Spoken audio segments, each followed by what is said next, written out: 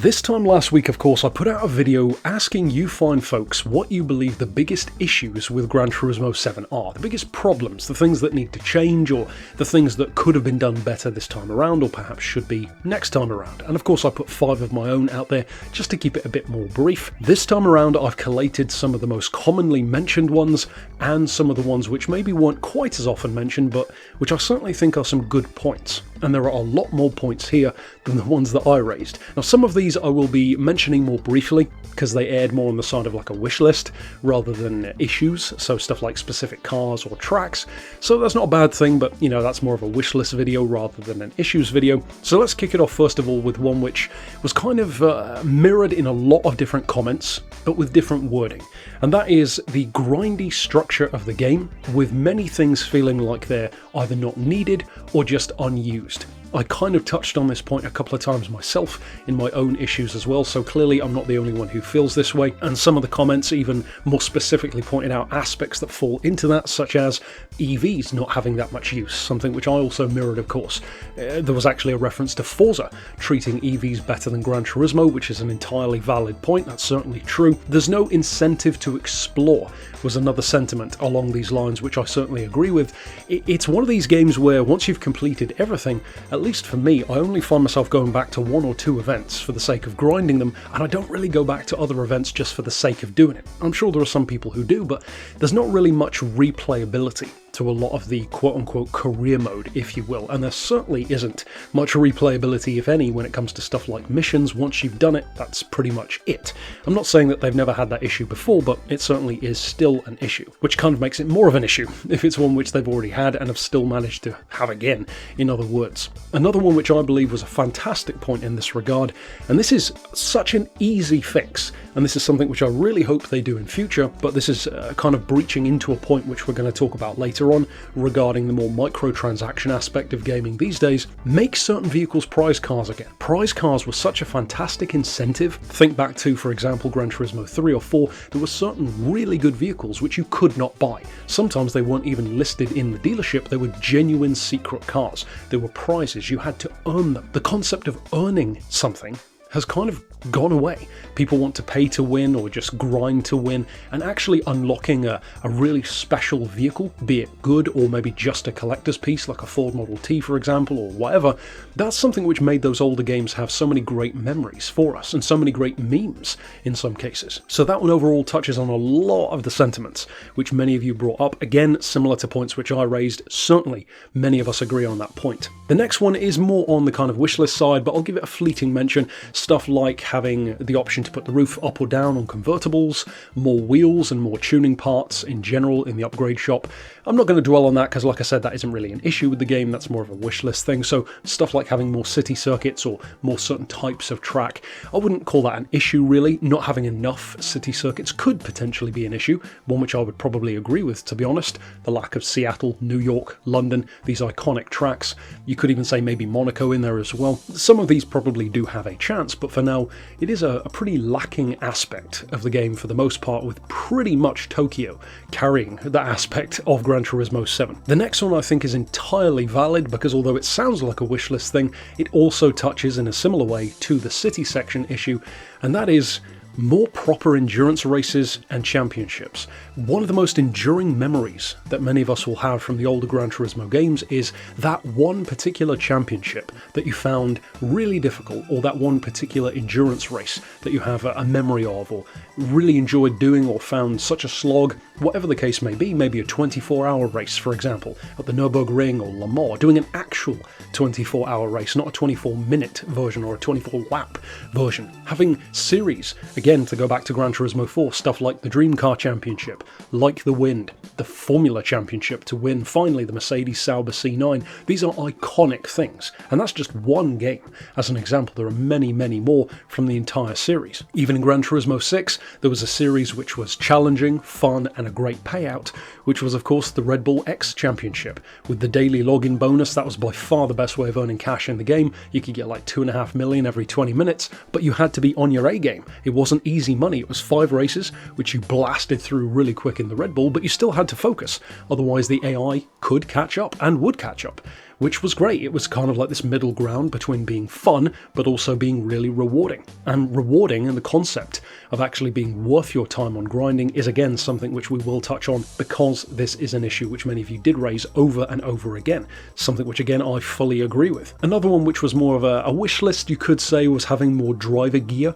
This one I like because although I wouldn't necessarily go so far as to call it an issue per se, I do think it would be quite nice to have stuff like the retro driving gear, like the old goggles and the open face helmet that you used to have in the older games when you were driving something like a Model T or a patent motor wagon. That was pretty cool. A leather jacket perhaps would be a cool change, again going down that more classic route, but again that's more of a wish list thing, so I won't dwell on that for too long. The next one I think is a very valid one to say, certainly at this point in Gran Turismo's cycle, and again they've dabbled in this before. I believe there was even one of the prologue games or the HD games that tried to have more implementation here, and that is damage. Having damage that actually feels worthwhile and trying to be realistic.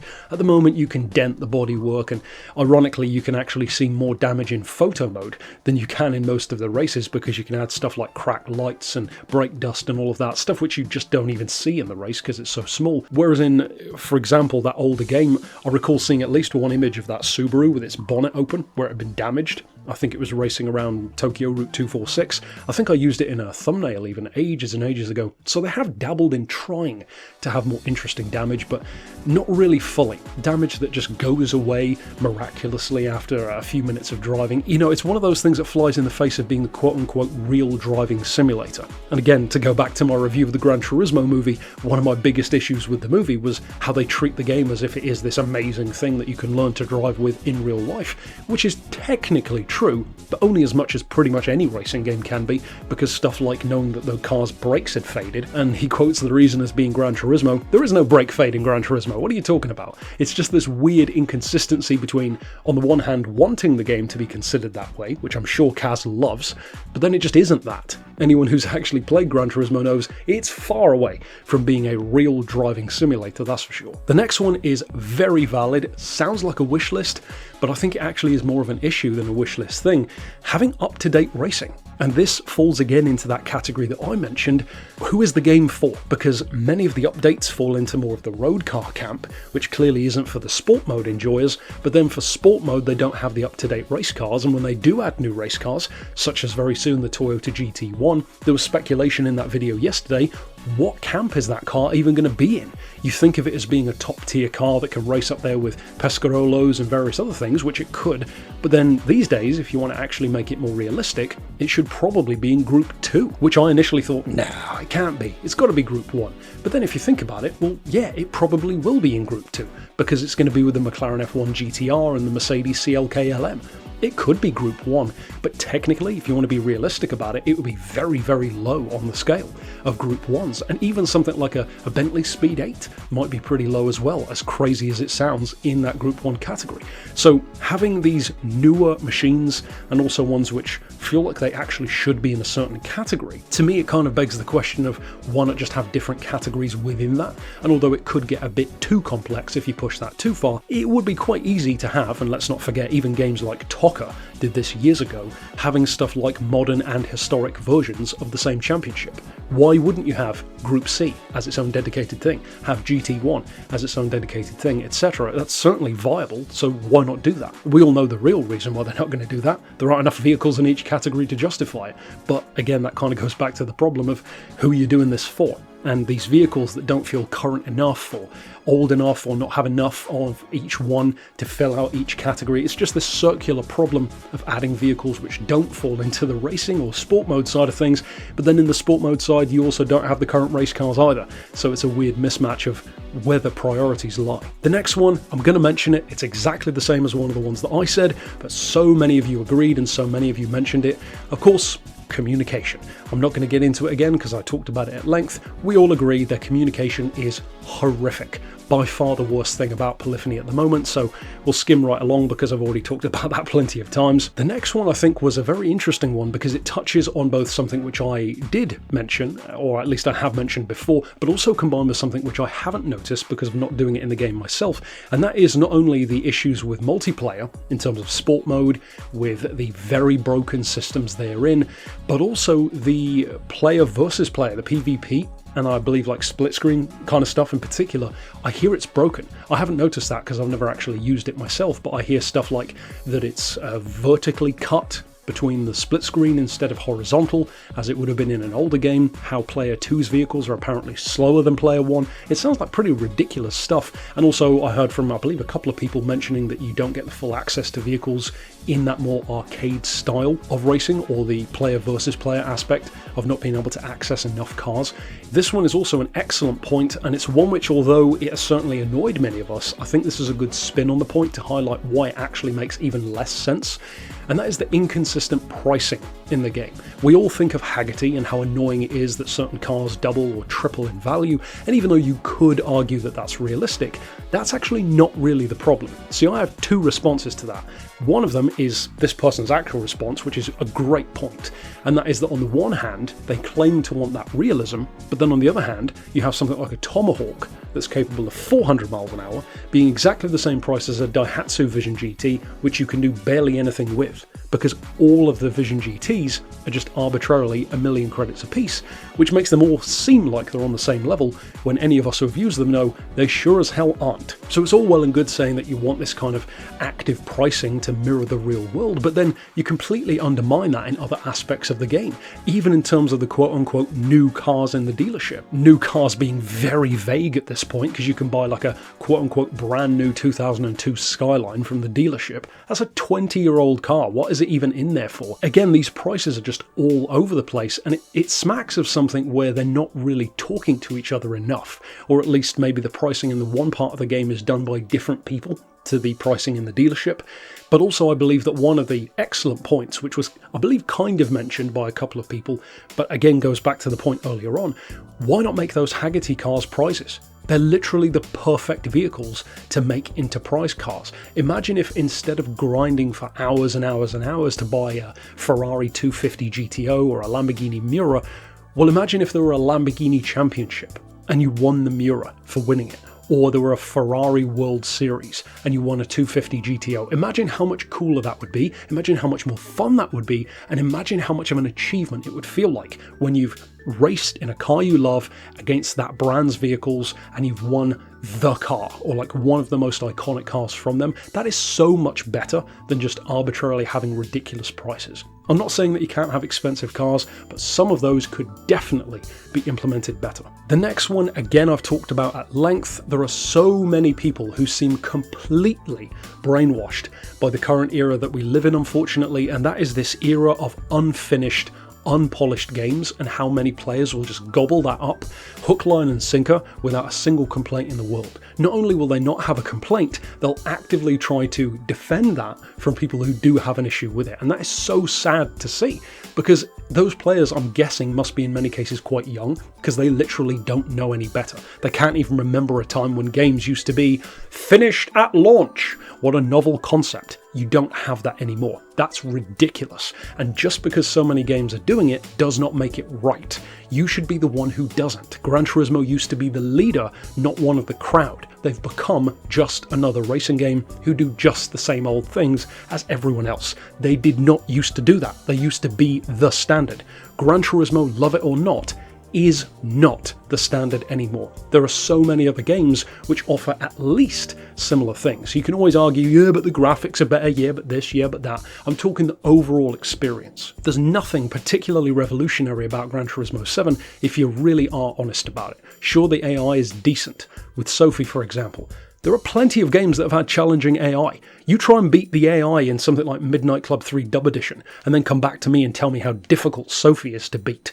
Those old games with arbitrary catch-up and rubber banding, anyone can make AI difficult to beat. Just put a rubber band in the game. That is not itself a building block of what makes something a leader, if you will. Gran Turismo 7, it feels to me, and this again mirrors many of your general thoughts, even if you didn't word it this way, as if it's kind of resting on its laurels. And that's another thing which we're going to come back to later on as well, because many of these points do as you can tell, kind of overlap with each other. This next one isn't really an issue, but I just wanted to mention it because I thought it was a hilarious point that probably has some truth in it if you really wanted to get technical.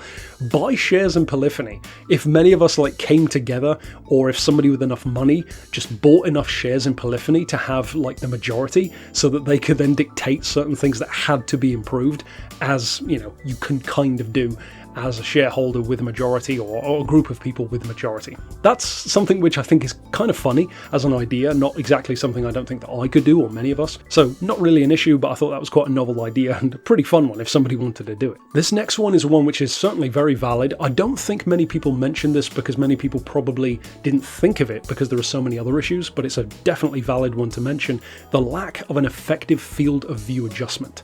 I know many of people have commented in the past on my videos about how do you get the camera to move that way, to like kind of flow around the car Forza style instead of being rigid. Many people find it sits way too close to the steering wheel and cockpit view, etc., that you can't really see the mirrors properly because you're again sitting too far forward. And even though there is some level of adjustment with height and the distance, etc., it feels like you're very close and your range of view, especially without VR, is so limited. I don't even play with VR. I would imagine it's a vast improvement, but again, not everyone's in the position to buy something like a VR headset, and those of us who maybe aren't always bothered enough to buy it. Like for me, for example, I don't care enough to buy VR too. The next one I think is another hugely annoying one, because this one will be so easy to implement an improvement for. There is a truly lazy lack of circuit variations implemented in the game. And what this person meant, and certainly what I'm meaning here as well, is obvious. When Polyphony has the gall to call an update with a quote-unquote new circuit, just some, you know, slightly moved cones on an existing track, such as, for example, the Rallycross variation of Catalunya, or various other variations. One of the ones that always bugs me the most is Spa, with a completely ridiculous variant of the track that makes no real difference. These are things which could be done en masse. And if anyone wanted evidence to show just how lazy these updates are, those are prime candidates. These are things that are designed to trick the smooth-brained into thinking that you've got something new. They are not new. These are things which you can literally see in the game. For example, I was discussing in the comments with someone recently the Bugatti circuit variation of Le Mans. You already have Le Mans rendered into the game. Lassart. You already have the license to Lassart in the game. And even just to cover your bases, you've already got the license to Bugatti in the game to have the name. Why then is something like the Bugatti variation of Le Mans not in the game? Why is the alternate variation, the more tourist trophy style variation of Tsukuba, not in the game? It literally includes the corner on the map and it's just blocked off with cones. So many tracks in this game have multiple variations which are literally on screen and only blocked out by the map marker, or by a cone, or by, you know, some kind of object that's in the way, that you could easily have dozens, if not more, of variations of tracks. And more importantly, they should not be in updates. Those should be day one things. You've literally already got the track. You've literally already rendered the corner. All you've got to do is have that variation in the game as well. That just smacks of absolute couldn't care less mentality. This next one ties into a couple of different sentiments kind of combined, and that is that Gran Turismo feels like instead of being a car game, it's a CAS game. Or somebody else put it that the game pursues and prioritizes the polish, like the graphics, over everything else. Some more sentiments which I thought were really good on this point is it feels like a tech demo more than a game, that there is no soul to the game,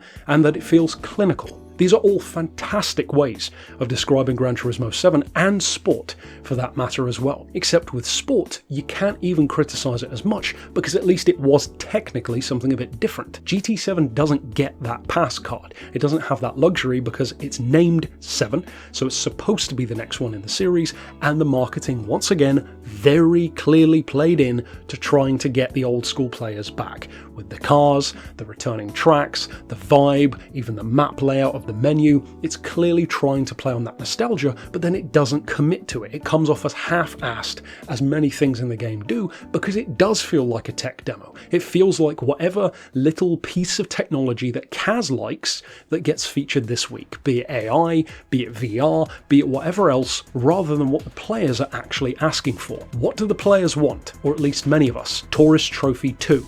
What are we not going to get?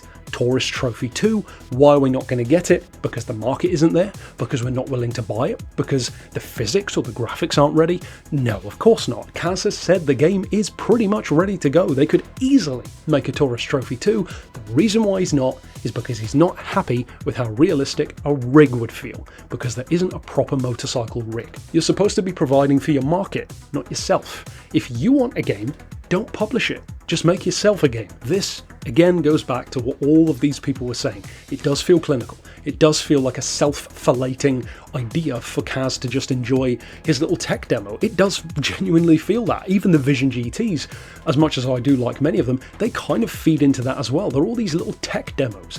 It kind of feels like Gran Turismo 7 is almost like going to a motor show and just wandering around looking at the new ideas that people have without actually being able to really do that much. You're just kind of looking at stuff. Another one, which is a smaller issue in the grand scheme of things, but definitely worth mentioning, being able to more effectively remove stuff like engine swaps to go back to a standard one, removing the body kit without having to completely overhaul your vehicle at a stupid cost, and even stuff like selling parts, selling engines that you don't want. These are very basic things, and I will say, of all the things on this list, I could definitely see them implementing something like this in the life cycle of GT7 before it's over.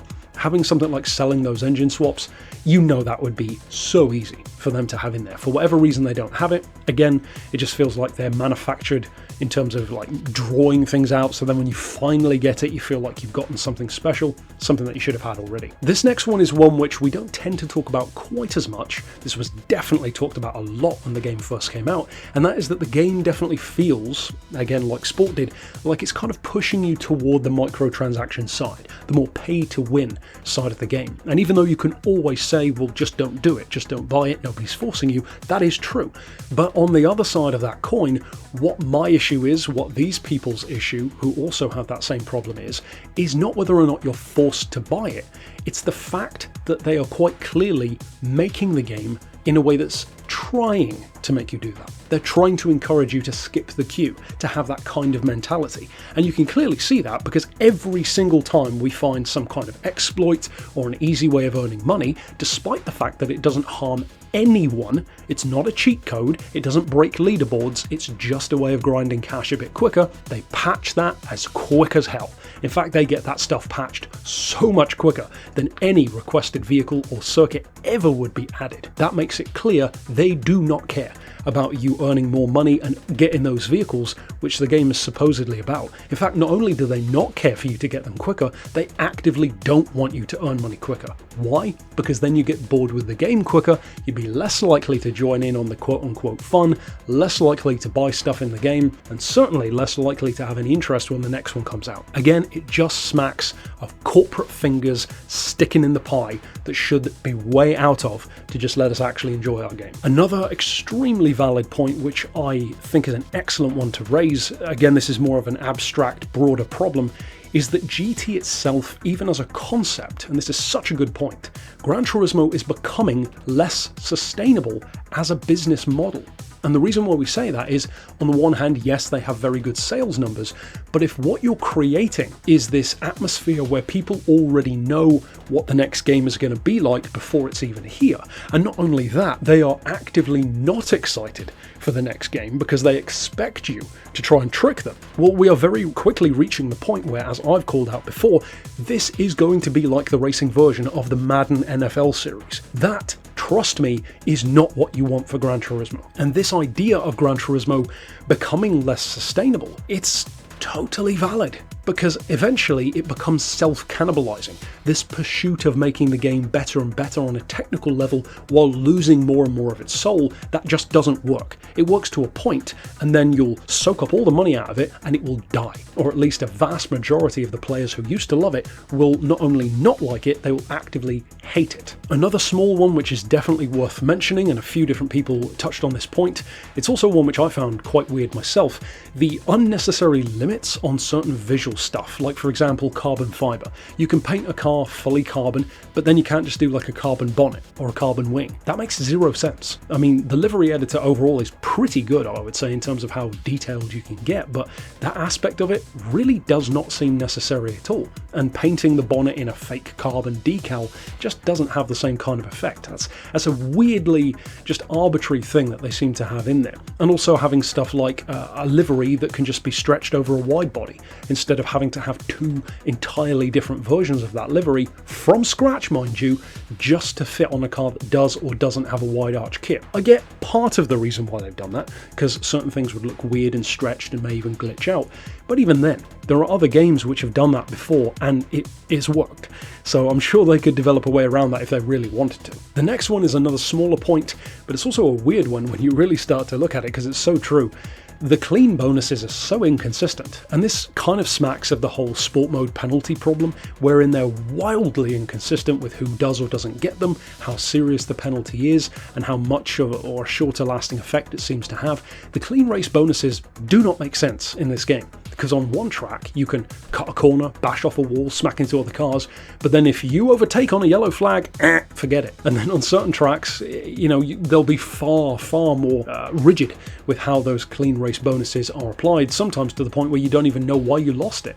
They need to fix that kind of thing, and again, you'd think that's a fairly easy issue to fix. Another one which was mentioned many times, personally I haven't had issues with this, but I can definitely understand why many would, and unfortunately I do not think this one's going to go away anytime soon, the online always aspect of the game. It's something which, like I said, I can't speak too in-depth on because I haven't had many, if any, issues with it personally, but I happen to have decent internet. Many people don't. So that is a huge issue. If you start losing gameplay or just not being able to connect properly, of course that's going to affect your online experience in general.